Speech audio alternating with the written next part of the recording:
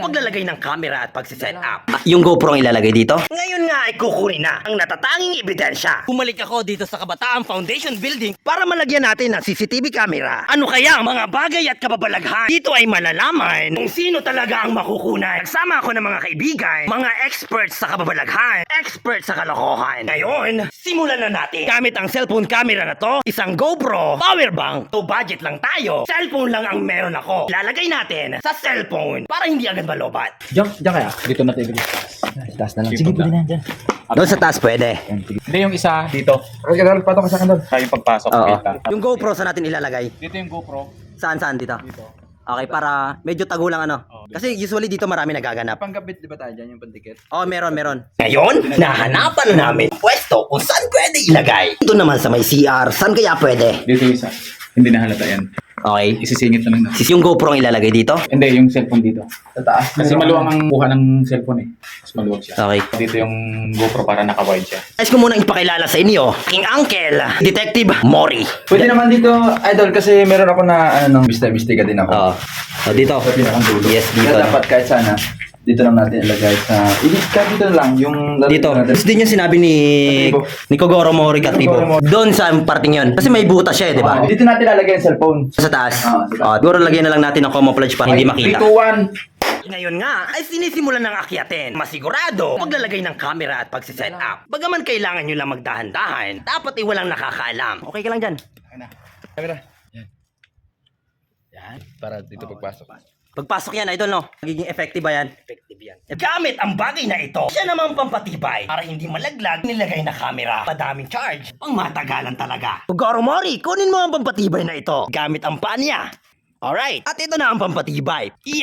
Sa gawing ito, ay makukuha ang lahat ng pangyayari. At dito na nga, magsisimula ang lahat. Ay atin ang hinihanda sa mga bagay na nakatakda. Okay na ba? Check natin, detective. Okay na. Ayos na. Detective, meron ako nakita ng ebidensya, dali! Detective! Kakatawag nga sa akin. Ganito pala ito, no? Itsura na ito.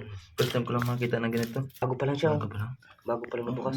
Sa pagmamasid nga ng aking mga kaibigan na mga specialist, ngayon nga ay kukunin na ang natatanging ebidensya. Detective, meron pa dito oh. Ayun! Ang ebidensya na naman ng ating nakalap ngayon. Sa makalipas na 2 araw, ay nakakita na naman tayo ng kakaibang bagay. Imbestigahan na sa laboratorio, mabubunyag na ang buong katotohanan sa mga nakatagong kaganapan na hindi pa nangyayari kailanman. Pamunas. Para tumagal ang battery ng cellphone na to, meron tayong power bank. Gagamitan natin ng time-lapse para tumagal din yung kanyang memory. Ngayon ay sisimulan muli natin ang paglalagay ng camera sa gawing ito. Marahil ay nagtataka kayo kung bakit nagsama pa ako ng mga kaibigan. Commercial break muna at meron akong ipakikilala. Isang application na pwede kang kumita. 1xBet. Paano nga ba laruin ng 1xBet? I-download lamang ang link na meron tayo sa comment section. Pwede ka na maglaro at bibigyan ko ng tig 300 pesos ang 10 tao sino ang unang makakapag-download ng 1xBet. Gamit ang link natin sa baba. Gamit ang promo code na kabahags. I-click mo lang ang registration. Pila pa lang mga ito. May chance lang manalo to 6,000 bonus. Paano nga ba mag-top up? I-click mo lang ang deposit button. Pwede kang mag-cash in using your GCash at any other bank. Paano ba mag-withdraw? I-click mo lamang ang withdrawal button para makuha ang iyong panalo using your GCash and any other bank tulad ng Dice, Crash, Swampland, marami pang iba. Madali lang dito manalo. Subukan natin ito, ang Dice. O diba? Panalo agad ako? I-download mo na. Hindi ko naman talaga kaya ang mag-isa. Sisibing lookout, papapanood natin ang buong katotohanan sa pag-review at pagsisiwalat nito. Ilalagay na natin ang power bank para tumagal ang buhay nito. Mga improvised na mga kagamitan, talaga namang napakahirap. Kailangan pang buhatin, alalayan dahil sa mga kakulangan. Sa ganun pa man, ay lalagyan pa rin natin. Pero nakaset up na ang camera at ready na para kumuha ng mga video. Hindi naging madali para sa amin yung pag-set up ng camera dahil sa medyo mataas yung tapos ay natibag yung mga bato. Ito yung pinakapitan ko. So, Hindi biro yung pagbuhat natin kay Napakabigat. 75 kilo. Pero okay lang. Sigurado. Pag binalikan natin to, sigurado. Abangan nyo guys. May makunan tayong maganda. Abangan nyo na lang yung susunod na mangyayari. Sa paglalagay ng mga kamerang iyon na inyo namang nakita kanina, malalaman natin ang buong katotohanan sa gawa ng mga bagay na ito ay napakabihira. 100%, 90 nito ay magtatagumpay. Si Detective Mori at si Kevin Vlog. At nandyan din si George. At ngayon, Meron pa pala dito. Oh. To. Ito. eto, isang ebidensya na naman. Ito pa oh. Ito pa. Ito, ano rin ba to? Oo, ano rin yan? Sodium yan. Brandon ba yan? Yan yung nakita ko nung nakaraan. Hay! Ito di ba yan ang nakaraan? Ito. Talong. Yan yung nakita ko nung nakaraan din. Di ba? Wala na yung ano ah. Saan yung ano ito?